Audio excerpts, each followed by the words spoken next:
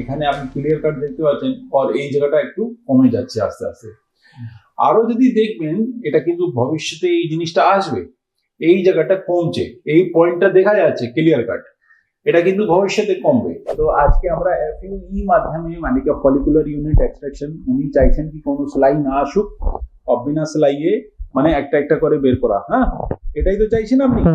তো মার্কিংটা এমনিতে আমি একটা রাফ মার্কিং আছে এর মধ্যে, আমি তা সত্ত্বেও মানে করে দেখিয়ে দিচ্ছি।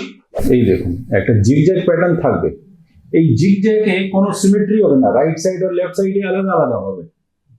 বুঝতে পেরেছেন? এখানে দেখুন, আপনি ওই জিনিসটাকে সমান করতে পারবেন না, আর আমরা সমান করতেও চাই না ওকে জিনিসটাকে।